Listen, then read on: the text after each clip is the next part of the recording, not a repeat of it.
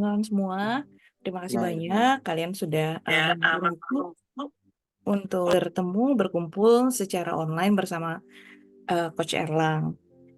Sesi periode ini, hari ini kita topiknya cuma bincang bersama. Jadi kita bebas untuk bertanya hal-hal yang bikin penasaran atau hal-hal yang perlu disampaikan ke Mas Erlang. Oke, dari Kak Anissa, Coach mau bertanya, udah beberapa hari ini kayaknya aura Nisanya beda, hampir sama semua orang yang deket Nisa kayaknya nggak nyaman sama Nisa. Padahal perasaan nggak ada yang aneh juga, nggak tahu kenapa tiba-tiba gitu. Ya, jadi aura itu kan terkait tentang rasa.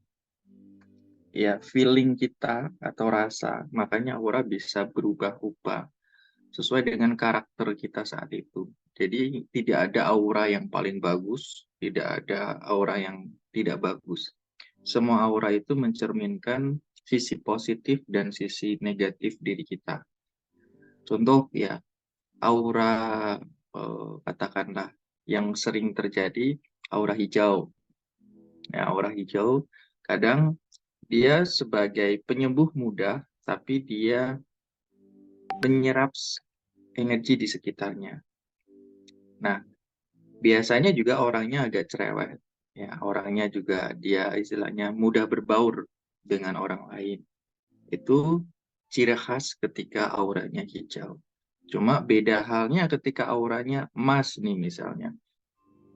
Dia secara kebijaksanaan karena cukup tinggi, dia pengennya kadang menasihati orang lain atau dia ketika jadi seorang guru itu bagus, tapi ketika untuk berbaur dengan orang-orang sekitar itu agak canggung. Nah, jadi ada kelebihan, ada kelemahan. Namun ketika topiknya yang tadi adalah kenapa banyak orang-orang yang tidak nyaman dengan kita, mungkin kita bisa ngecek dulu secara fisik ya, nggak usah secara energi dulu, secara fisik. Kita mungkin mulutnya bau nggak gitu, badannya, kemudian mungkin secara penampilan atau kebersihan tubuh itu dijaga apa enggak. Jangan-jangan mulut kita bau nih, tapi kita nggak sadar meskipun hidung kita di sini, gitu ya. Orang yang cium bau mulut, tapi ketika kita apa namanya ngomong nggak bau, tapi begitu kita gini bau. Terus mungkin badan kita. Nah, di situ dulu kita benahi. Ketika di situ udah dibenahi, udah bagus, kok aku tetap masih dijauhi. Nah, itu kita bicara faktor yang lain. Sesuatu yang tidak nampak. Ketika yang nampak ini sudah kita benahi. Itu seperti itu. Jadi ada dua faktor yang perlu dibenahi dulu. Oke, silakan lanjut lagi. Pertanyaan kedua itu dari Kak Kumala, kadang kita menghadapi sesuatu hal di luar kendali kita dan kita menyerah akan kehidupan ini. Bagaimana dengan kita benar-benar bisa pasrah ke universe tanpa harus mengalami hal yang benar-benar menyerah. Pasrah dan menyerah kadang kita tidak bisa membedakan dengan baik. Pasrah dan menyerah. Apa bedanya? Jadi pasrah ini sebenarnya bukan menyerah. Tapi kalau menyerah sudah pasti tidak melakukan apapun. Pasrah itu ketika kamu tidak berharap akan apapun, tapi kamu tetap melakukan. Itu disebut sebagai pasrah. Kebanyakan orang mikirnya pasrah itu nggak ngelakuin apapun. Wis pasrah aja lah gitu kan. Eh, Kalaupun terjadi ya wis terjadi. Tapi dia nggak ngelakuin apapun gitu. Nah itu menyerah tuh. Dia misalnya mau kemana gitu, pasrah aja lah. Tapi dia nggak ke situ. Harusnya dia tetap ke situ, tapi dia pasrah. Jadi pasrah di sini sikap batin, bukan sikap tindakan kita tidak melakukan sesuatu. Sikap batinnya kita diem. Artinya kita nggak ada ekspektasi akan masa depan.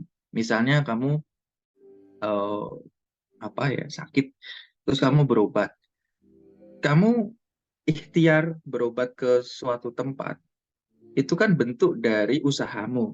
Tapi kamu nggak mikirin ekspektasinya. Nah, itu disebut sebagai pasrah. Kamu menyerahkan ke Tuhan. Apapun yang terjadi, ya wis, terjadilah. Kamu terima. Tapi kalau menyerah, ini nggak berbuat apapun, sehingga tidak ada usaha. Nah, ketika orang tidak berusaha, ya pasti tidak akan ada hasilnya.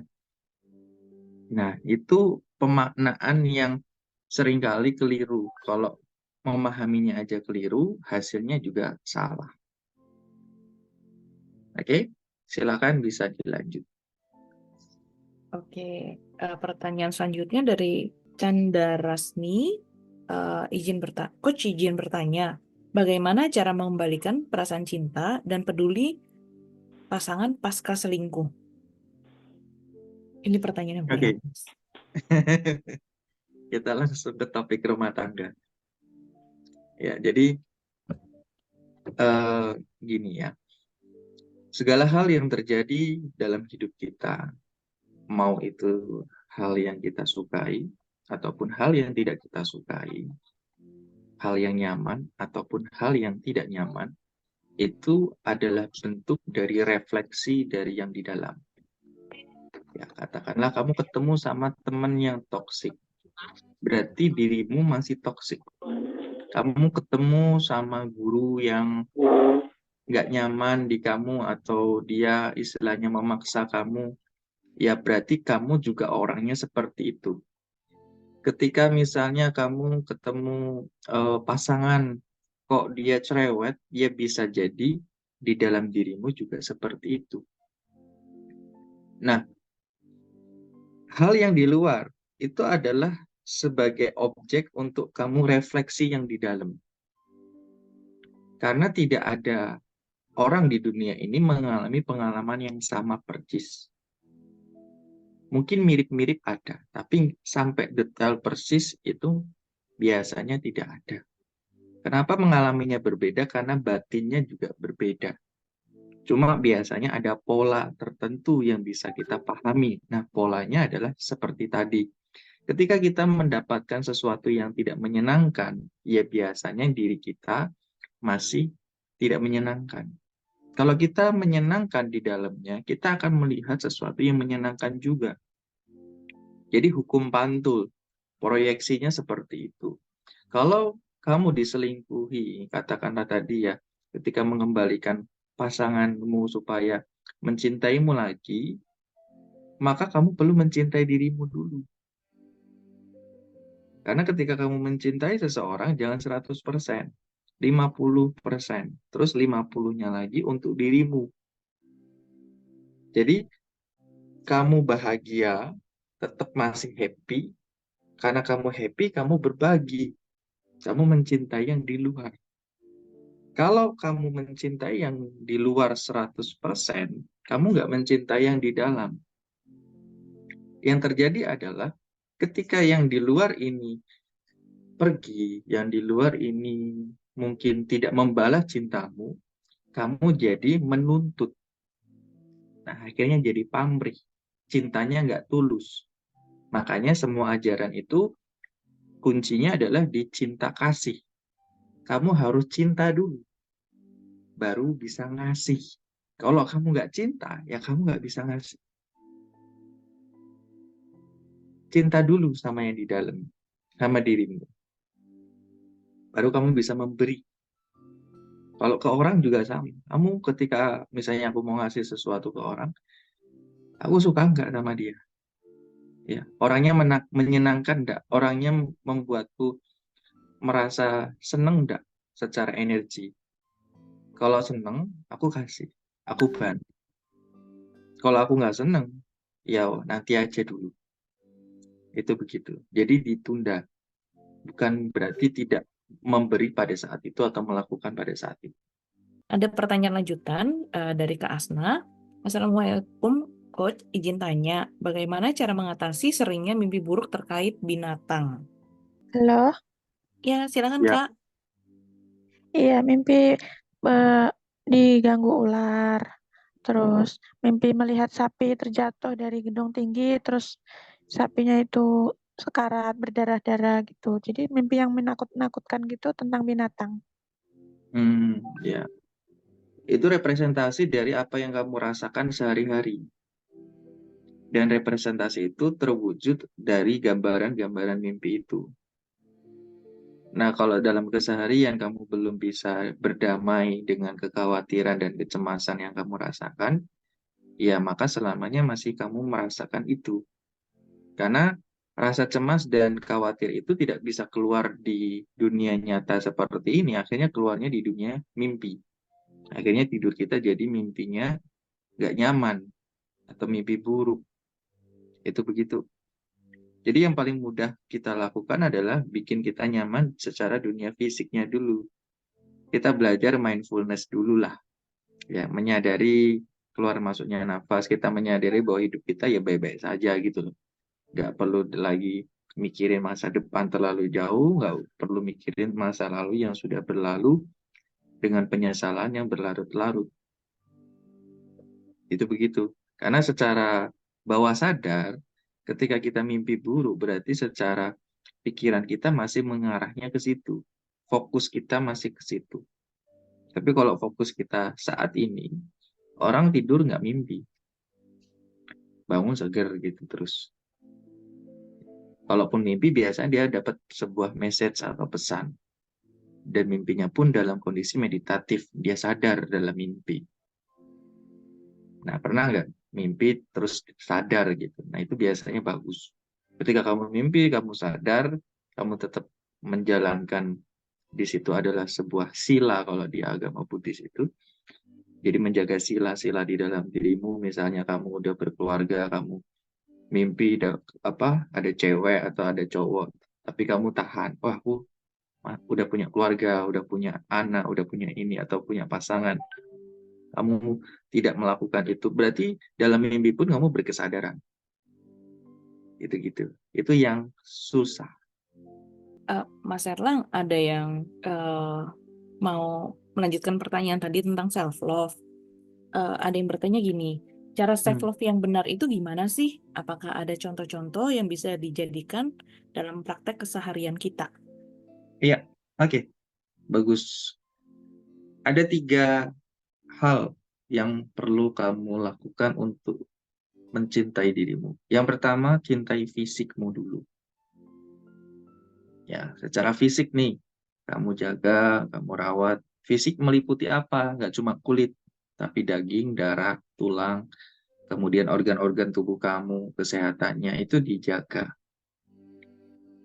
Ketika kesehatan fisik kamu udah jaga, yang terjadi adalah secara pikiran dan mood kamu jadi makin bagus.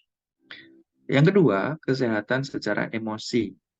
Nah, emosi ini perlu dikendalikan. Kadang orang emosinya tidak terkendali. Nah, mengendalikan emosi artinya kamu perlu melatih kesadaran.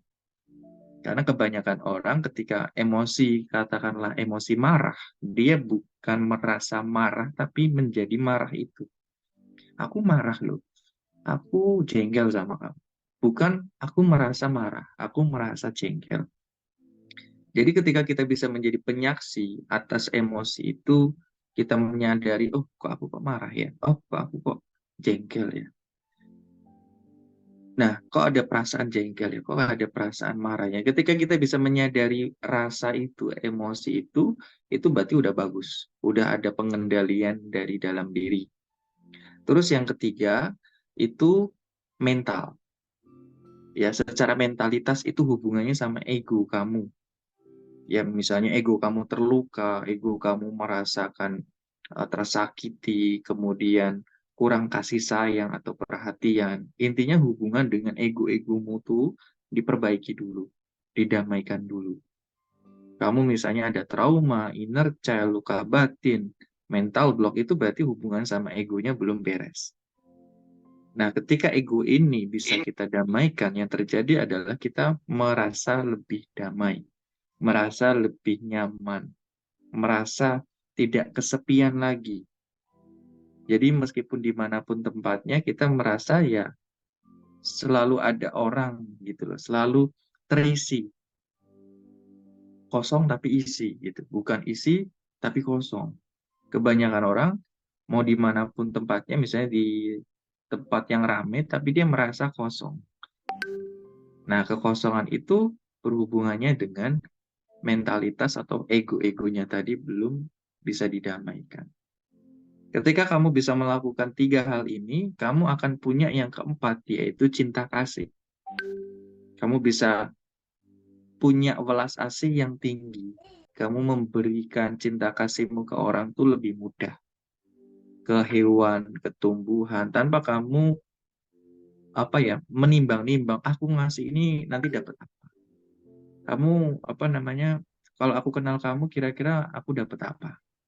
Mikirnya udah cuan-cuan gitu, mikirnya udah materi. Karena fokusnya mendapatkan, bukan memberikan atau membantu.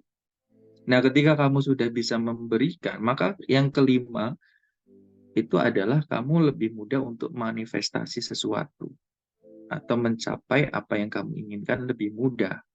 Kenapa? Karena segala sesuatu itu hukumnya bukan terima dan kamu kasih, tapi kasih dan terima. Berikan baru dapatkan. Bukan dapatkan baru terima. Kalau kita mindset-nya adalah mendapatkan terlebih dahulu, yang terjadi adalah ketika sudah mendapatkan, kita jadi tidak maksimal dalam bekerja, dalam berusaha. Kalau belum mendapatkan, kita mikirnya adalah hasilnya terus, pengen dapetin terus. Tapi kalau kita fokusnya adalah memberi, apa yang bisa aku kontribusikan, apa yang bisa aku bantu, apa yang bisa aku berikan, kebermanfaatan apa yang bisa aku sampaikan. Ketika mindset-nya, pikirannya itu memberi, kita pasti akan mendapatkan lebih mudah. Bahkan kita nggak minta pun ya, kebutuhan akan tercukupi, istilahnya begitu. Nah, rata-rata orang-orang yang beruntung, orang-orang yang berkelimpahan, yang mudah mendapatkan apapun, itu dia mikirnya begitu dulu. Bahkan kayak orang tuh kok baik banget. Kayak tadi aku baru ke salah satu rumah muridku yang mau dijual. Dia rumahnya itu ditempati orang selama bertahun-tahun nggak bayar sama sekali. Dan kenapa? Alasannya karena dia bilang tuh kasihan aja gitu. Pengen ngasih aja. Jadi saking baiknya itu orang, saking baiknya ini muridku, dia sampai sebegitunya ngasih tempat tinggal tanpa dimintain uang sepeser pun. Nah, sampai akhirnya ya tersadarkan, baru dia meminta haknya kembali dan akhirnya mau dijual. Itu begitu. Oke? Oh, menarik. Mas, aku jadi penasaran deh. Cara untuk mendamaikan ego itu gimana sih, Mas? Mendamaikan ego ya berarti kita berdialog dengan diri sendiri. Dengan ego-ego tadi itu. Nama ego-ego itu kan kita bisa wujudkan dalam, kalau orang yang secara visual ya dia bisa melihat egonya sendiri. Kalau orang auditory dia bisa mendengar egonya sendiri. Kalau dia orang kinestetik dia bisa merasakan perasaan-perasaan yang dimunculkan dari ego. Itu seperti itu. Nah, ego-ego mana yang masih belum kita damaikan, itu yang perlu kita damaikan. Ketika kita udah berdamai, kita nggak akan punya masalah dengan apapun dan siapapun di luar diri kita. Oke, paham, Mas. Aku lanjut ke pertanyaan selanjutnya ya. Ya, Di sini silakan. ada dari Kak Steve, penjelasannya gini, tulisannya gini, Coach Erlang, semoga sehat selalu. Saya sudah pakai Salt Magic ini hari kedua. Saya memang mengalami sesuatu hal yang membuat saya rugi. Dan saya seperti biasa memang kesal. Tapi anehnya, saya nggak merasa tingkat ngeselin seperti biasanya. Saya ingin bertanya, bagaimana caranya agar saya bisa lebih baik lagi dan keberuntungan bisa lebih baik? Ya, saya saat ini masih barusan selesai dari kuliah saya gitu. Terus ini konteks yang saya alami ini, saya kan mau mengikuti ujian lisensi ya untuk melakukan profesi saya. Nah, ternyata pas saya kerjakan soal-soal tes profesi itu, servernya error gitu, coach. Padahal saya sudah membayar semua hak-hak saya, kewajiban saya semua sudah saya bayar, tapi nggak tahu kenapa servernya error di hari ini. Nah, saya ini punya kebiasaan memang temperamental, coach. Saya orangnya memang kalau misalnya ada hal-hal tidak sesuai dengan apa yang saya inginkan selalu temperamental. Tapi anehnya setelah hari kedua ini saya pakai, rasa emosi itu bisa dikendalikan kok, malah lebih mudah, lebih nggak menggebu-gebu seperti biasa, pingin apa marah-marah gitu ya, seperti itu kok kira-kira. Terima kasih. Oke, jadi pertanyaannya apa? Pertanyaannya saya ingin tanya kok kira-kira gimana ya kok caranya agar saya lebih bisa mengendalikan diri saya lagi, kan karena emosinya juga energi kan coach. Kalau misalnya kita sering-sering marah-marah, emosi kita pasti energi tubuh kita juga negatif. Jadi percuma dong saya pakai Star Magic kalau setiap hari negatif, masih melakukan hal-hal yang negatif gak baik. Kira-kira ada nggak coach biar saya bisa melindungi diri saya? Terima kasih coach. Oke. Jadi salt magic itu kan sebenarnya media ya, media sebuah garam yang memang sudah diinisiasi atau diberikan energi yang dikhususkan bagi siapapun yang menggunakan itu perlu diniatkan dulu. Jadi kamu juga bisa menggunakan itu untuk melindungi dirimu dari emosi-emosi yang tadi tidak terkendali, misalnya temperamental, kita mudah emosi yang negatif ya, itu bisa kita niatkan ketika menggunakan itu. Bisa untuk mandi, bisa dikonsumsi, bisa kita misalnya kok rumahnya rasanya kok panas, rasanya nggak nyaman, kita bisa taruh di setiap sudut. Jadi itu akan mengembalikan ke kondisi yang lebih better. Ya. Apakah sekali habis itu cukup selesai? Tentu namanya suatu informasi, data. Ya, semua ini kan punya data, punya informasi. Ketika informasi ini dimasuki oleh seseorang atau ketika kita dari luar terus masuk lagi ke suatu tempat, bahkan diri kita misalnya kita makan sesuatu, ketemu sama siapapun itu sebenarnya kan kita memasukkan informasi. Masukkan informasi makanan ini misalnya ya, makanan apa? Bandos gitu. Terus kita memasukkan air putih. Ini kan memasukkan informasi, memasukkan data. Kita ketemu orang itu memasukkan. Nah, ketika kita sudah mulai berat, sudah mulai merasa oh nggak nyaman, pegel-pegel, negatif thinking terus, rasanya nggak nyaman. Nah, itu kita bisa cleansing atau bersih-bersih pakai media itu yang disebut sebagai salt magic. Di rumah pun sama. Kalau rasanya rumahnya kembali rasanya nggak nyaman, ya kita bersihin lagi. Berarti tandanya itu udah kotor. Jadi parameternya adalah lebih ke feelingnya, rasanya. Seperti itu. Tapi aku nggak bisa ngerasain nih, coach, gitu kan. Ada juga orang yang seperti itu, nggak bisa ngerasain rasanya seperti apa. Tapi dapat hasilnya. Ya, yang penting kan itu. Yang penting adalah hasilnya. Jadi nggak perlu ngerasain juga. Yang penting hasilnya. Oh, lebih enak, lebih gini. Lanjutin terus. Gitu. Kita pakai, kita gunakan. Namanya kan media seperti itu. Beda ketika kamu belajar ilmunya, kamu akan diberikan tools atau teknik untuk mengelola energi yang ada di dalam dirimu sendiri. Itu begitu. Bahkan yang udah belajar teknik pun tetap dia ada beberapa yang masih pakai salt magic itu. Oke, silakan bisa dilanjut. Oke, Aku aku nanti lanjut jadi ya. malah promosi. Itu bonusnya bisa menceritakan output hasilnya, Mas. Iya. Oke. Eh, ada seorang kakak bertanya,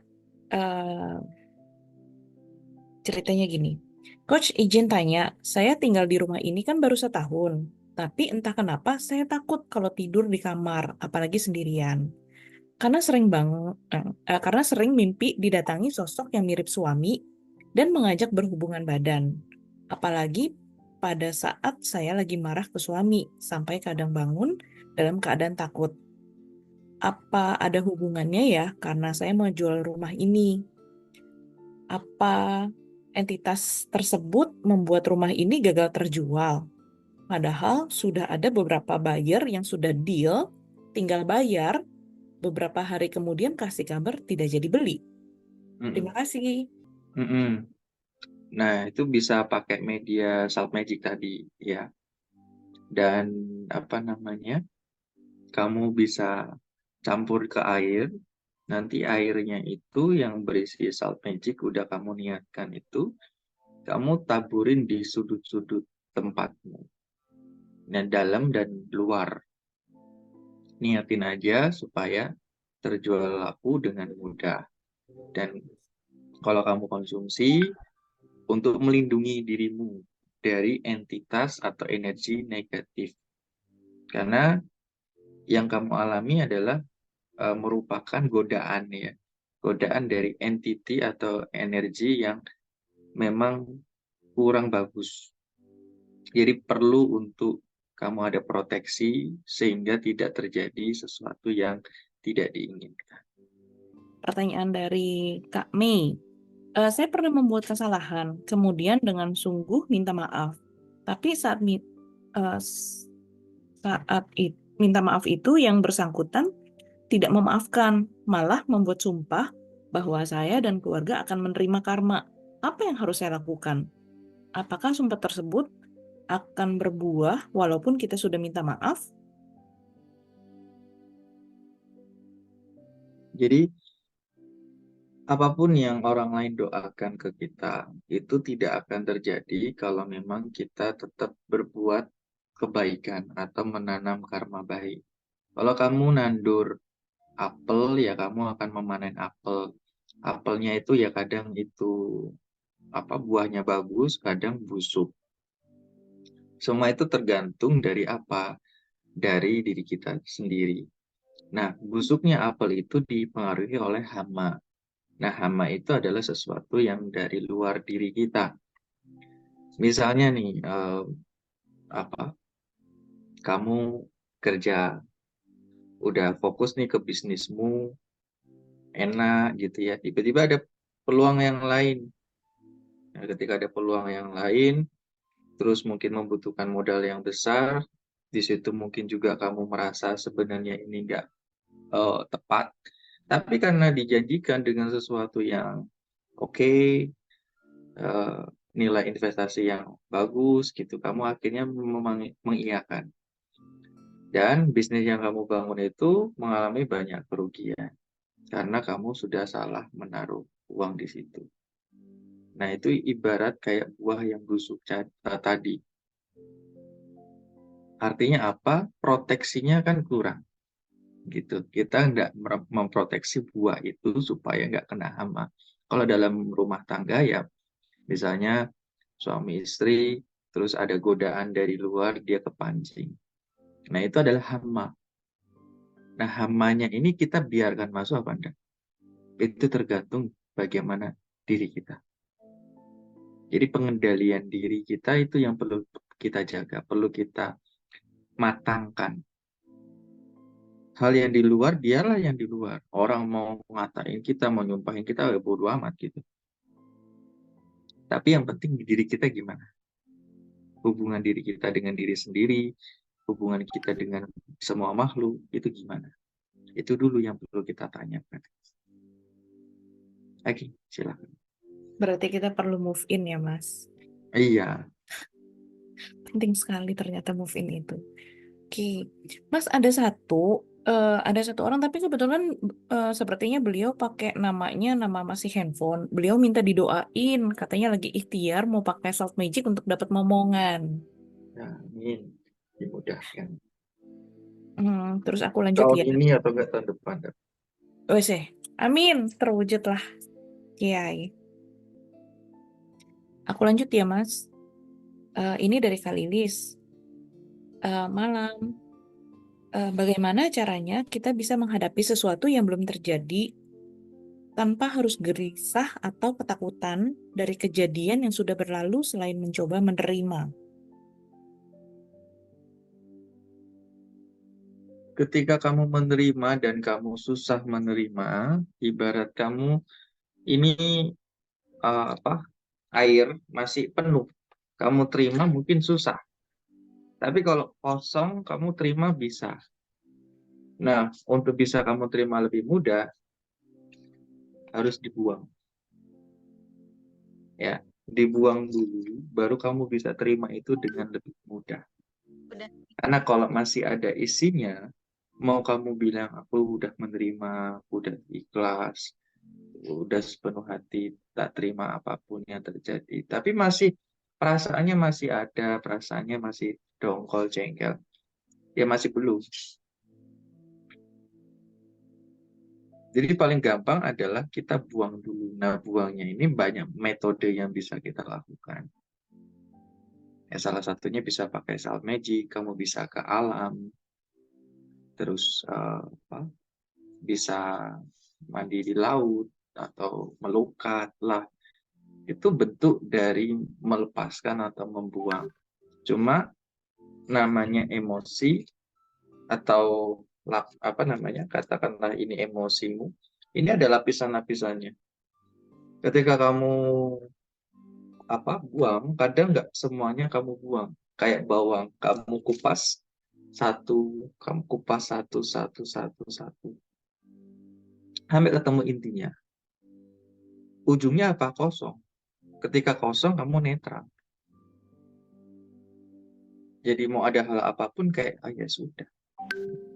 Buat orang lain itu kok sesuatu yang menyakitkan, sesuatu yang menjengkelkan, buatmu kayak, alah biasa aja.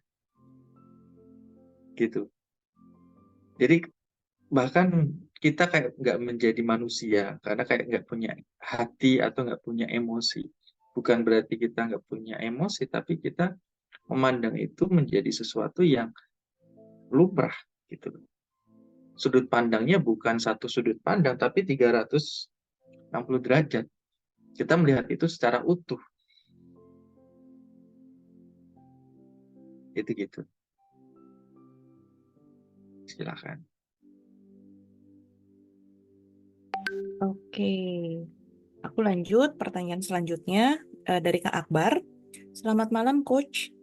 Izin bertanya, berdasarkan video Coach di YouTube dan lain-lain, dianjurkan jangan terlalu berpikir menggunakan logika karena bisa bikin khawatir, cemas, dan lain-lain. Maka dianjurkan untuk mengasah intuisi. Namun, jika kita bekerja yang dituntut harus banyak berpikir kompleks secara logika, misalnya profesi engineering, itu harus gimana ya, Coach? Mengedepankan berpikir logis atau juga melatih intuisinya dan lain-lain. Oke, berpikir logis ini kan artinya kita berpikir sesuai dengan apa yang sudah kita alami. Nah, pengalaman setiap orang pasti berbeda-beda, makanya logika orang juga beda-beda. Masuk akal menurutku belum tentu masuk akal menurutmu. Karena wadah orang dan pengalaman orang berbeda. Tapi ketika kita belajar secara ruhani dan kita mengalami pengalaman spiritual, maka wadah kita akan semakin meluas. Kita cenderung lebih memahami pengalaman orang lain dibandingkan kita menghakimi pengalamannya. Nah, dalam bekerja, kita memang butuh dua-duanya. Butuh antara yang logik, sadar, dan yang intuitif atau refleks. Nah, ketika kamu sudah ahli nih dalam engineering, dalam bidangmu, maka kamu akan melakukan gerakan yang disebut refleks atau spontanitas. Nah, spontanitas itu muncul karena kamu sudah melakukan itu berulang kali, terus-menerus. Nah, refleks ini tersimpannya di bawah sadar atau biasa disebut sebagai intuisi tadi. Kamu ngelakuin ini aja, kamu gini aja. Makanya di dalam buku yang disebut Blink, kalau kamu baca ya, ini rekomendasi, BLINK, karya Malcolm Gladwell. Di situ ada cerita di mana ada patung, dikatakan patung itu asli, ya, patung kuno, tapi dipanggil 5 pemahat patung legendaris melihat patung itu. Karena mereka sudah ahli dalam bidangnya, dalam 5 detik, 5 detik sampai 2 detik pertama, dia bisa menyimpulkan itu palsu. Akhirnya nggak terima. Dilakukanlah penelitian selama 1 tahun. Setelah udah dilakukan 1 tahun, yang terjadi memang benar itu palsu. Jadi yang wasting time itu yang mana? Apakah kita yang mengambil keputusan cepat atau mereka yang meneliti sampai akhirnya menyimpulkan ini palsu? Nah, kadang hidup kita seperti itu. Kita buang-buang waktu untuk mengambil satu keputusan. Akhirnya perubahannya nggak cepat, jadi lambat. Makanya cepat atau lama itu tergantung seberapa cepat kita mengambil keputusan berdasarkan intuisi tadi. Nah, ketika kita menerapkan dalam pekerjaan, maka intuisi itu berhubungan dengan otak bawah sadar. Ketika kita memberdayakan otak bawah sadar kita, yang terjadi intuisi kita akan on terus. Dan secara sadar otak kita juga akan on. Akhirnya imbang. Otak sadar sama bawah sadarnya seimbang. Itu yang disebut sebagai keseimbangan atau balancing. Sedangkan ketika kita selalu menggunakan otak sadar tanpa menggunakan otak bawah sadar, yang terjadi adalah kita sepaneng, kita mikirnya terlalu keras, kita jadi orang yang stres, yang mudah stres, mudah temperamental, emosinya meluap-luap. Nah, itu seperti itu. Jadi kembali lagi ke netral. Nah, kalau netral tadi ada yang nanya, ya Bu Nunung kalau nggak salah. Bagaimana netral? Aku udah bahas di YouTube, bisa dicek. Oke, silakan. Oke, nextnya aku dari Kanasira Sabrina. Selamat malam, Coach. Izin bertanya bagaimana cara mengatasi sifat agar tidak rentan terjerumus lagi ke memori atau hubungan toksik lagi dari lingkungan. Secara kan diri ini sudah berkembang menjadi lebih baik lagi. Kalau memang diri kita ini fokusnya sudah benar ke dalam, maka kita akan dipertemukan dengan orang yang tepat, dengan hubungan yang tepat. Jadi nggak perlu nyari juga, nggak perlu berusaha untuk harus gimana-gimana. Nanti alam itu kayak ngebawa kita ke kondisi yang lebih baik. Jadi ketika misalnya nih, kita fokusnya terus keluar, berusaha mencari, oh aku bergaul dengan orang ini kok kurang bagus, aku ganti lagi. Atau aku kerja di sini kok kurang bagus, aku ganti lagi. Yang terjadi kita akan mengalami pola looping. Kita ketemu lagi dengan hal yang sama. Terjebak dalam servo mekanisme yang sama terus. Ketemu lagi yang orang begitu karakternya. Akhirnya kita mengalami pola pengulangan terus-menerus seperti itu. Tapi ketika kita fokusnya ke dalam, membenahi aja fokus yang di dalam ini, kita akan meningkat secara pikiran kita, secara kebahagiaan kita, itu akan meningkat. Ketika udah meningkat, yang terjadi adalah energi akan semakin meningkat. Nanti orang-orang yang di energi ini akan mulai mendekat, atau kita akan diberikan kesempatan, peluang untuk bisa berdekatan, untuk bisa ngobrol, untuk bisa menjalin hubungan dengan orang-orang yang lebih baik. Jadi tergantung fokus kita gitu. Karena semua yang kita alami, hadapi, dan yang kita rasakan saat ini semuanya pasti berlalu, ya. Yang kita hadapi, yang kita alami, yang kita miliki pasti berlalu. Jadi ya udah, tidak perlu fokus keluar, fokus saja untuk terus membenahi ke dalam. Makanya mengubah orang lain itu percuma, lebih baik mengubah diri sendiri. Ketika diri kita berubah, nanti yang di luar akan ikut berubah. Diri kita berubah, pasangan berubah, anak berubah, orang tua berubah, lingkungan berubah. Kalau nggak berubah pasti akan mengalami semacam connection-nya mulai berkurang. kayak mulai menjauh, kayak mulai memudar. Tapi bukan berarti kita menghindar. Mereka yang kayak menghindar gitu. Mereka seperti yang enggan untuk berdekatan dengan kita, bukan kitanya. Kitanya fine-fine aja. Itu ciri ketika secara vibrasi dan energi kita semakin meningkat. Kayak bawahan ngadepin bos gitu loh. Bosnya biasa aja, bawahannya kok kayak pekewo, kayak ngerasa segan, ngerasa nggak nyaman, itu kayak gitu. Padahal bosnya biasa aja. Nah, bedanya begitu. Oke? Oke, thank you. Oke, Mas. Oke, aku lanjut ya dari Kak Susi. Malam Coach, bagaimana ketika dal dalam bagaimana ketika dalam waktu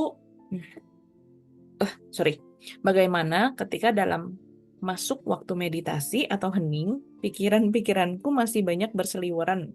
Pikiran-pikiran untuk lebih fokus lagi ya. 10 hari pakai Salt Magic untuk olah napas, malah ngantuk Coach. Adakah triknya supaya tujuan meditasi mau mendapatkan ketenangan batin, adem ayem hatiku, nggak deg-degan, nggak overthinking gitu?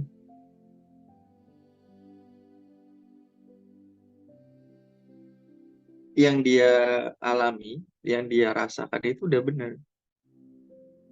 Badannya capek, badannya lelah, mudah tidur. Itu kan tujuan untuk bisa dia hidup lebih tenang. Bisa jadi selama ini badannya itu kayak kendaraan yang selalu dipanasin, nggak pernah dimatiin. Ya, bensinnya bisa habis, akinya bisa soak, semuanya bisa rusak. Nah, begitu ada niat seperti itu dan didukung dengan energi yang dari Salt Magic itu, akhirnya membuat tubuhnya jadi lelah, tubuhnya jadi istirahat, off dulu. Pikiran dan badannya off. Ketika pikiran dan badannya off, ibarat kendaraan dimatiin. Kadang kita punya tubuh tapi nggak pernah dimatiin, tidur aja masih mikir. Bangun-bangun kayak orang-orang yang dikejar-kejar oleh dekolektor. Kayak ditagih utang, mikir ke sana kemari, nggak tenang. Jadi badannya mungkin tidur tapi otaknya enggak. Nah, ketika kamu mengalami yang tadi yang disebut pikirannya, badannya itu mulai lelah, mulai tidur, itu udah fasenya, proses. Jadi tetap dilakukan terus sampai apa yang kamu inginkan itu kamu rasain hasilnya. Kok aku lebih enakan ya, kok aku lebih tenangan ya. Nah, ketika udah mulai menyadari begitu, itu udah bagus. Tinggal apa lagi yang mau kamu inginkan atau yang kamu capai lagi. Oke? Terima kasih, Coach. Aku lanjut dari tulisan dari Kak Kumala. Silakan Kak. Iya, seperti kita kan kadang sering dapat sesuatu hal yang belum terjadi, seperti pandangan apa yang ke depan, dan itu benar-benar terjadi. Tapi orang lain sering salah persepsi tentang apa yang kita alami, gitu. Jadi orang lain tuh menganggap kita orang yang nggak benar, negatifan. Jadi pertanyaannya, kalau petanda yang jelek atau sesuatu yang kita lihat nggak bagus, boleh nggak kita merubahnya atau gimana? Atau cara menyikapinya? Kalau kita merubah segala sesuatu kayak petanda yang nggak bagus, kita rubah gitu, apa nggak nyalahi hukum karma gitu? Oke. Ya. Jadi ada itu apa temennya Stephanie, Bu Mili, mirip. Jadi dulu dia sebelum sebelum deket sama aku, kenal sama aku, dia ceritanya seperti itu. Dapat visi ke depan, misalnya lihat orang, oh ini motornya mau hilang, terus dia ngomong ke orangnya, awas hati-hati motornya mau hilang gitu. Terus beneran, akhirnya hilang beneran. Terus apalagi dia ngomong terus terjadi. Jadi orang menganggap dia nyumpahin. Padahal bisa jadi bukan nyumpahin, tapi ngelihat apa yang dia lihat saat itu. Terus setelah udah makin ke sini, dia punya pengendalian diri yang bagus. Artinya dia nggak sembarangan orang dilihat seperti itu karena satu capek. Ketika kita ngelihat seperti itu, yang terjadi adalah kita kayak copy paste apa yang ada di orang itu masuk ke kita. Ketika kita copy paste seperti itu, artinya ada kejelekan dengan orang itu yang kita ambil juga tentunya. Nah, untuk bisa lebih baik adalah kita belajar mengendalikan diri untuk tidak sembarangan melihat. Dia hanya sekarang melihat orang-orang yang memang orangnya minta gitu, orangnya nanya ke dia, baru dia tiba-tiba dapat penglihatan lagi. Kalau enggak, dia nggak melihat. Jadi lebih baik menyikapinya dengan kita mengendalikan diri, bukan mengubah apa yang buruk jadi baik. Karena itu bukan kendali kita. Pengendalian diri kita adalah ya respon kita sendiri agar direm, agar dikendalikan, tidak sembarangan melihat sesuatu yang memang bukan hak kita untuk menilai itu. Kalaupun kita melihat sesuatu yang buruk, sesuatu yang nggak baik dari orang itu, ya kita simpan sendiri, atau kalau mau kita cerita ke orang pun ya satu dua nggak masalah. Yang terpenting tidak ke orangnya langsung, apalagi kalau itu jelek. Itu gitu. Oke. Oke, aku lanjut. Ada satu kakak yang ingin testimoni aja sih. Dari Kak Vira di Makassar. Pernah jadi pasien poskemo dan jalani terapi radiasi sebanyak 60 kali. Sekarang alhamdulillah aku dapat ujian lutut kurang sehat. Dengan izin Allah, Salt Magic bisa membantu keluhan saya. Terima kasih. Oh, testimoni berarti. Iya, testimoni nih Mas. Aku screenshot Oke, dulu biar kenang-kenangan. siap. Jadi bisa diiniin. Oke, terus ada Karini. Sepertinya mau nanyain tentang Salt Magic. Salt Magic yang udah lebih sebulanan, terus berubah warna. Apakah manfaatnya masih bisa kita dapatkan, Coach? Masih bisa. Masih bisa. Biasanya berubah warna itu karena bunga di dalamnya itu. Karena kan kadang pengeringannya tidak terlalu kering, akhirnya masih ada airnya. Sehingga itu bikin warna di garam itu berubah. Seperti itu. Jadi masih tetap bisa digunakan. Mungkin kalau memang rasanya berubah dan nggak mau dikonsumsi, nggak usah dikonsumsi. Tapi lebih kepada mungkin untuk mandi atau untuk kita taruh mana, itu boleh. Gitu. Oke. Sip, aku lanjut. Pertanyaan. Oke, testimoni lagi nih.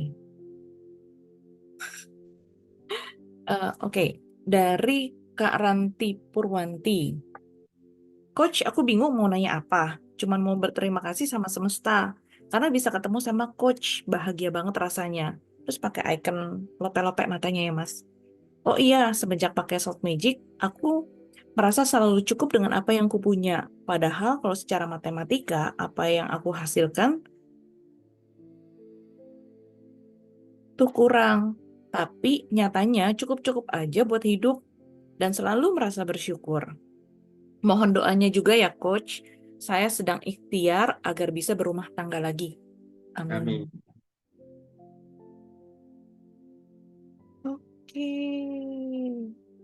Ini pertanyaan dari Kak Nunung. Assalamualaikum Mas Erlang dan Mbak Fani. Bagaimana latihan yang bisa dilakukan untuk bisa dengan mudah ada di posisi netral? Oh, tadi udah dijawab sama Coach Erlang ya. Ada di YouTube-nya. Oke, sekarang dari Kak Dwi Purwanti. Mas Erlang, ketika saya menggunakan Salt Magic, fokus untuk kerezekian, alhamdulillah ada hasil. Namun beberapa minggu ini saya ganti fokus untuk menghancurkan mental block. Malah muncul hal-hal yang saya tidak inginkan. Banyak yang berseberangan bikin emosi naik turun, sampai rasanya pengen nyerah dalam permainan hidup ini. Badan juga terasa pegal-pegal. Apa ada yang salah ya dengan penggunaan salt magic oleh saya? Silakan, Coach. Ya, balik lagi ke topik aqua. Jadi kalau ini kotor, cara ngebuangnya gimana? Pasti kita bersihin dulu keraknya, sehingga yang di dalam ini keluar, naik ke atas. Akhirnya yang ada di bawah sadar itu dimunculkan dalam bentuk realitas. Ya, kita mengalami hal yang tidak diinginkan atau tidak enak, tidak nyaman, itu wajar. Tapi ketika kita bisa menerima itu, bisa lebih ikhlas, optimis, menjalaninya, itu semua berlalu. Tinggal bagaimana kita menerimanya atau malah mengeluh dan bertanya terus, kenapa, kenapa, kenapa, kenapa. Akhirnya yang tadinya mau keluar masuk lagi. Nggak hilang-hilang. Gitu. Jadi kalau udah keluar, udah mengalami hal yang seperti itu, ya sudah. Kita terima. Biarkan itu berlalu, kemudian kita tetap yakin dengan tujuan kita itu. Nah, tujuannya apa tadi? Menghancurkan mental block. Ya wis, fokus ke situ. Mikir aja bahwa ini adalah upaya Tuhan atau semesta untuk menghilangkan mental block. Selesai. Kebanyakan kita itu udah fokus ke situ, begitu udah mengalami, kita buyar fokusnya. Kok begini? Karena nggak sesuai dengan apa yang dipikirin. Mikirnya tiba-tiba kan mungkin aku nggunain ini, mental block selesai gitu aja. Ya nggak segampang itu. Nggak sesimpel itu. Bahkan yang belajar pun tetap mengalami proses yang seperti itu juga ada. Tergantung bagaimana kita menyikapinya, balik lagi fokusnya perlu dipegang. Oke, lanjut dari KTB Prakesa. Spiritual awakening itu pertandanya apakah UIM dalam diri? Selain itu, apakah ada ciri lain, Coach? Kira-kira apa saja pertanda spiritual awakening? Sama ketika kita selalu sadar, napas sadar, diri selalu muncul gambaran atau bisikan, apakah itu intuisi murni karena 80-90% selalu benar? Ya, jadi namanya juga spiritual awakening atau kebangkitan dari sisi ruhani kita. Yang berarti kita mulai peka atau mulai melihat dari sudut pandang ke dalam diri. Ya, kita mulai merasakan yang di sekitar kita. Mungkin yang tadinya kita nggak lihat, tiba-tiba kita lihat. Nah, ciri khususnya biasanya adalah secara persepsi atau secara sudut pandang, makanya tadi ada who am I, siapa, atau siapa aku, apa tujuanku dilahirkan di bumi, terus untuk apa aku di bumi ini, terus siapa Tuhanku, misalnya seperti itu. Nah, kita secara sudut pandang, persepsi itu mulai berubah, mulai mempertanyakan keyakinan-keyakinan yang ada di dalam diri, dogma dan doktrin yang ditanamkan sedari lahir, kamu harus agamanya ini, kamu harus percaya ini, kamu harus begini, itu kita pertanyakan lagi. Emang iya, emang iya. Emang kalau nggak begitu, kenapa? Emang kalau nggak ngelakuin ini, kenapa?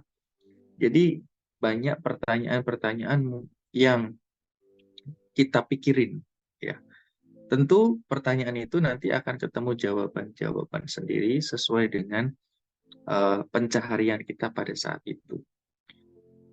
Artinya spiritual awakening ini masih berfokus untuk membenahi diri kita. Ibaratkan gelas itu masih diisi oleh sesuatu yang baru sampai dia jernih. Ibaratkan ini tadi ya, ininya kotor, cara untuk menjernihkan itu ada banyak caranya. Dengan kita mengisi sesuatu yang positif, maka dia akan jernih, kotorannya akan keluar. Atau yang kedua, ini dibuang. Ketika dibuang akan kosong, terus terisi atau diisi oleh sesuatu yang positif sesuai dengan yang kita inginkan. Kemudian secara empati itu juga biasanya lebih meningkat. Kita punya rasa kepada makhluk hidup, kepada hewan. Kita kok kayak melihat sapi disembelih kok kayak ngerasa kok kurang gimana, terus kita melihat hewan terluka, pohon nggak disirami, kita kayak merasakan apa yang mereka rasakan.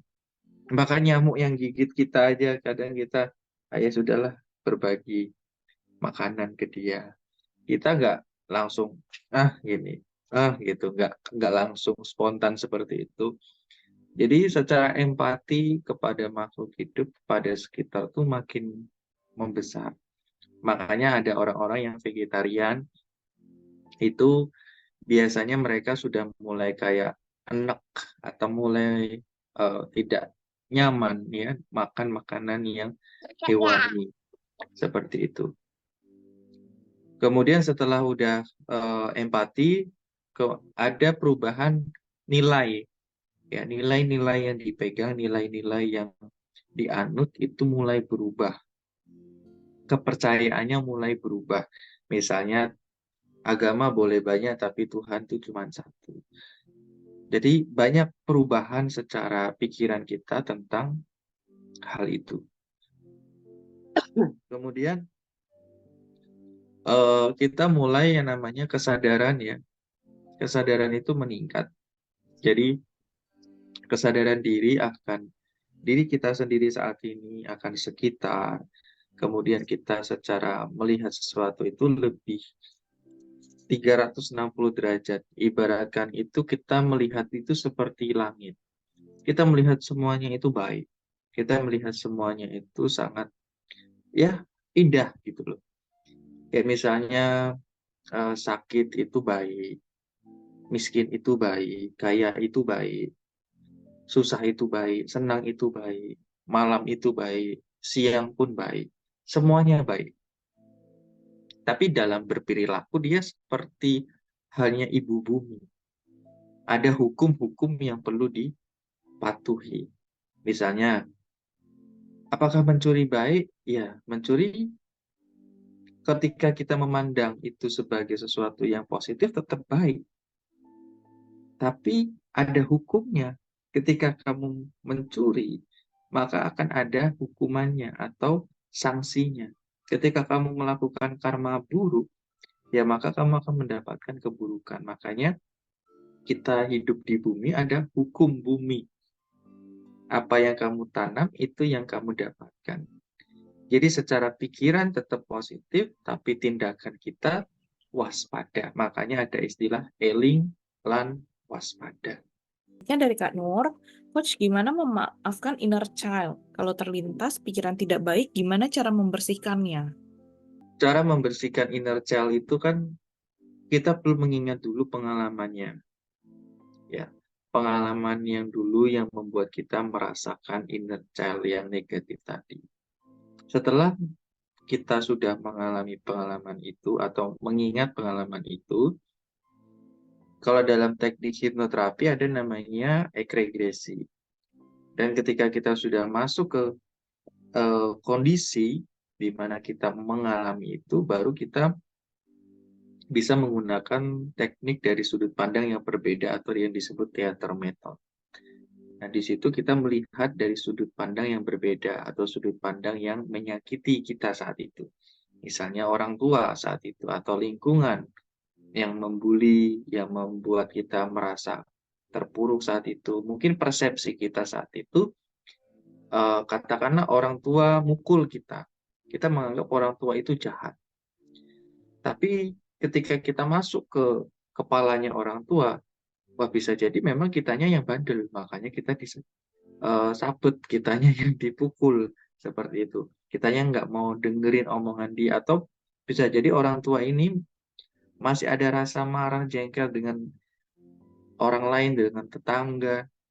Akhirnya merasa marah itu terbawa, berhubung saat itu adalah kita yang masih kecil, akhirnya jadi pelampiasannya. Jadi dari situ kita memahami ada sudut pandang yang berbeda. Ketika kita mengambil sudut pandang yang berbeda, maka secara feeling juga akan berubah. Tapi kalau kita masih pakai sudut pandang yang lama, ya maka kita akan terjebak dengan emosi yang lama juga. Makanya segala sesuatu di dunia ini hanya pengulangan. Kita mengulang sesuatu yang sama sampai kita memahami apa yang sudah terjadi.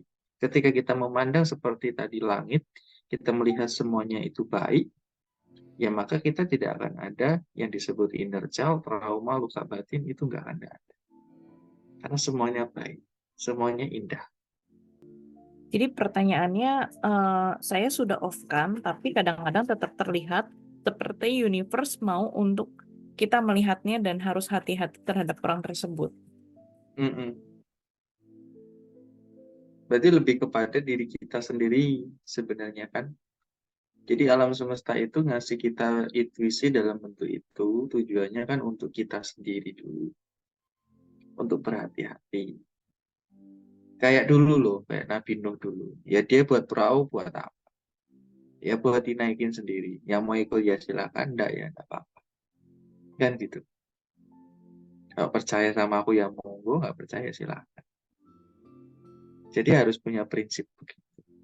Kalau kita prinsipnya masih mengubah yang di luar, kita kayak memaksakan orang untuk ikutin pandangan kita, persepsi kita. Kamu harus percaya ini, kamu harus percaya itu. Kayak memaksakan apa yang kita lihat, apa yang kita dapatkan, supaya orang meyakini itu. Itu kan namanya egois. Memaksakan sesuatu ke orang tersebut. Tapi kalau aku ya lebih kepada tadi. Pertanyaan dari Kak Dewi. Coach, nanti di meditasi move in, kami bisa untuk dibuka cakranya kah atau hanya dibantu caranya? Nah, kayaknya ada yang minta di-spill nih, Mas. Acara move in meditasi kita tuh apa sih nanti? Oke, jadi di move in nanti itu kan ada teori dan ada teknik juga. Jadi lebih banyak adalah kita praktek di situ. Dari praktek itu nanti kita bahas apa teorinya.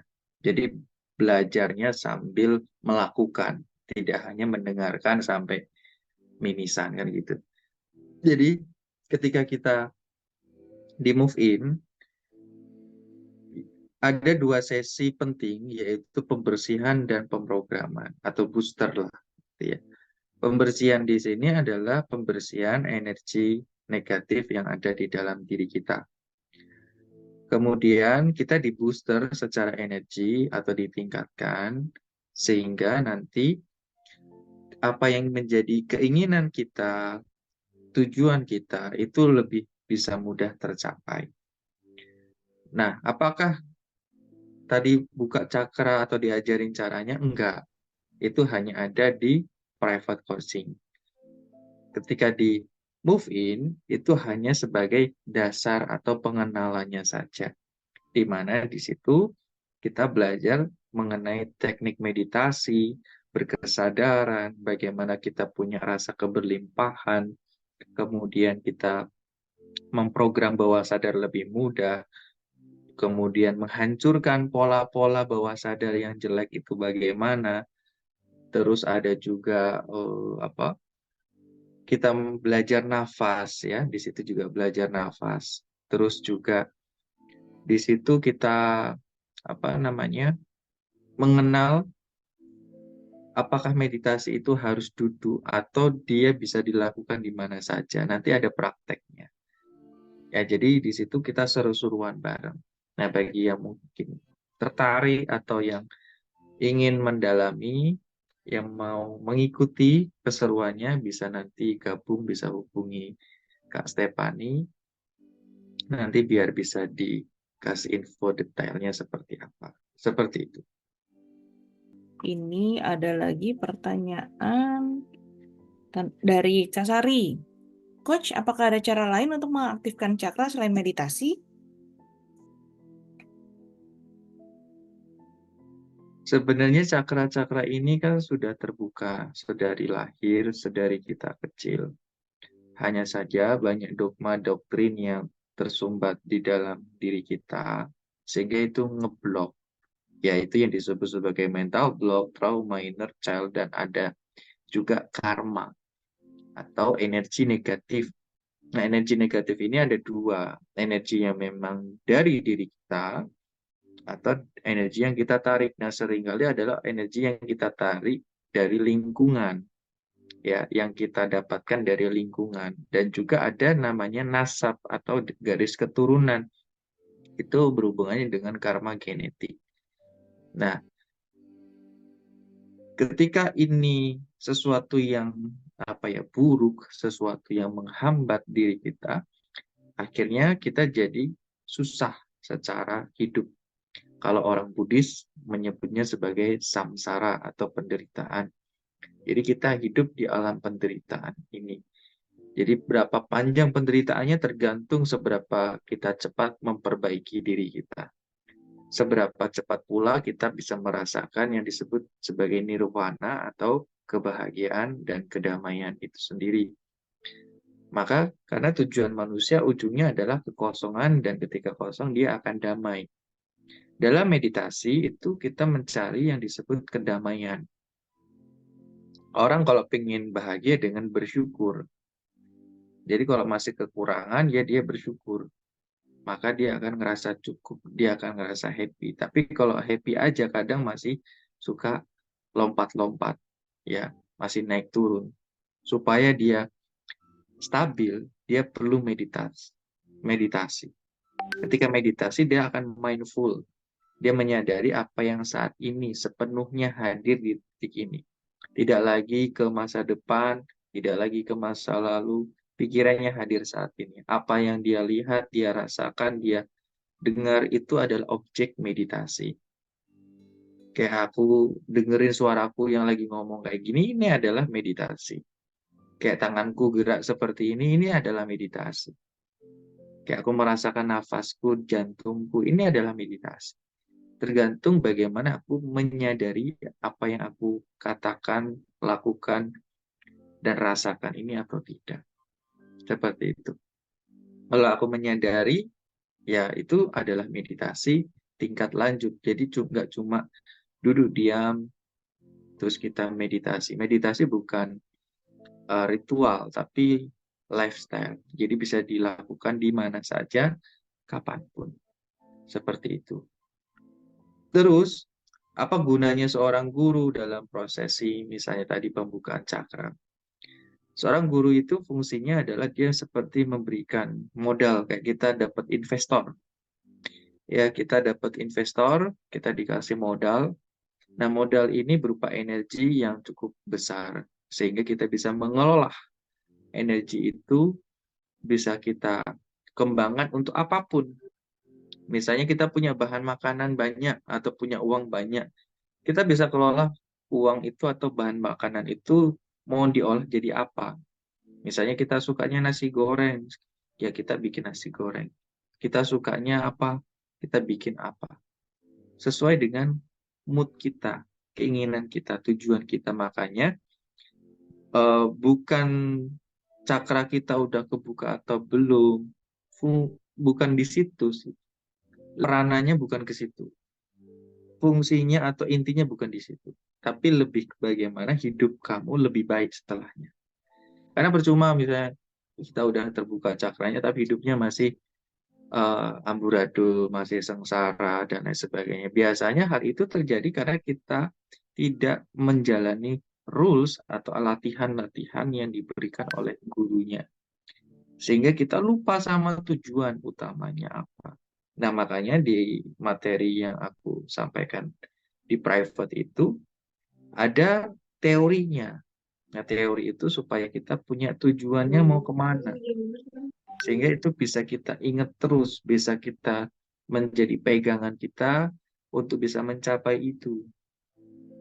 Ketika kita udah punya tujuan, baru kita ngalir hidupnya. Kebanyakan orang ngalir tapi nggak ada tujuan. Entah kemana kan gitu. Atau dia punya tujuan tapi dia ngoyo. Dia kayak merencanakan, akhirnya nggak tercapai. Nah itu gitu. Karena dia nggak ngalir untuk mencapai tujuannya. Nah, itulah seninya. Bagaimana kita bisa punya ilmu kehidupan sehingga kita bisa hidup lebih enak. Fungsinya di situ. Kita menerima suka, duka, kesulitan, kebaikan hidup dengan baik. Tidak lagi menerima yang enak, menolak yang buruk. Tapi kita terima keduanya, itulah kesadaran.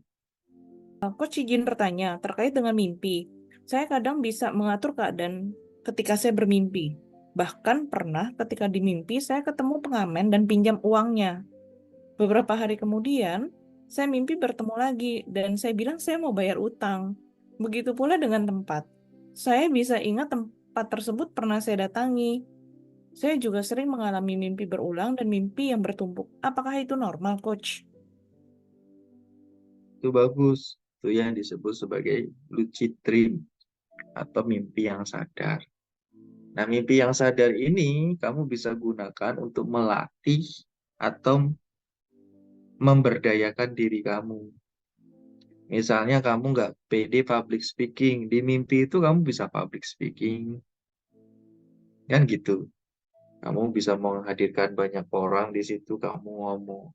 Karena itu adalah skill dari bawah sadarmu yang bekerja. Ketika misalnya kamu kesulitan secara finansial, kamu bisa membayangkan saat itu menghadirkan uang yang banyak, entah bagaimanapun caranya. Atau kamu bisa bertanya sesuatu yang mungkin nggak ketemu jawabannya di dunia nyata, kamu bisa tanyakan di situ. Makanya mimpi itu sebagai gerbang untuk kita bisa mengenal diri kita juga. Kadang orang bermimpi kan itu tadi ya, dia mimpi ingat, apalagi sampai dia ingat gitu. Berarti kan memorinya itu bagus banget, ingatannya bagus sekali. Tinggal bagaimana apakah dia memberdayakan itu atau tidak. Maka kadang orang terlalu fokus kepada kenapanya. Kenapa ya? Kok aku mimpinya gini-gini? Bukan kenapa ya, tapi apa yang bisa kamu manfaatkan dari mimpi itu? Ketika kamu bisa sadar di mimpi itu, apa yang bisa kamu berdayakan sehingga hidupmu lebih baik, kan gitu. Orang bisa melihat setan, bisa melihat apa? Apa manfaatnya? Apa yang bisa kamu manfaatin dari melihat setan itu? Apakah kamu bisa kerjasama dengan setan itu sehingga dia bisa mendatangkan banyak rezeki? Kan bisa juga, gitu.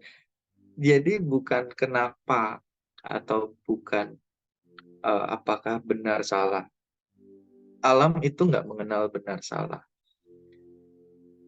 Bencana itu menurut kita salah, tapi ya itu sesuatu yang baik juga. Jadi balik lagi, tidak ada benar salah. Tapi apakah kita bisa memanfaatkan itu untuk hal yang lebih baik untuk diri kita dengan orang lain, atau justru malah kita terjebak dalam permainan pikiran kita. Itu yang sering kali terjadi. Oke, sepertinya satu pertanyaan terakhir ada dari Kak Steve. Coach, bagaimana cara menghilangkan mental block? Terima kasih.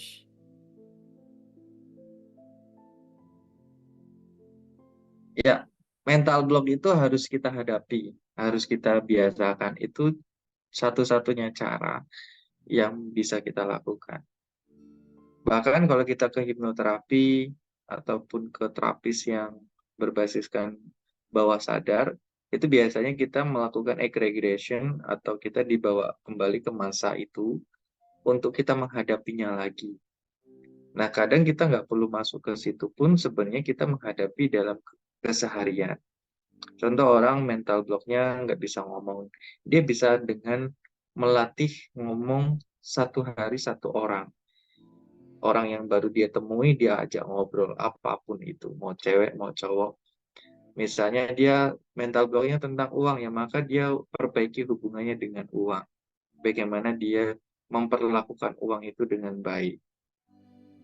Memegangnya, menatanya. Kayak kita memperlakukan pacar gitu atau kekasih. Sesuatu yang kita cintai, pasti kita akan memperdulikan, kita akan melakukan itu dengan sepenuh hati.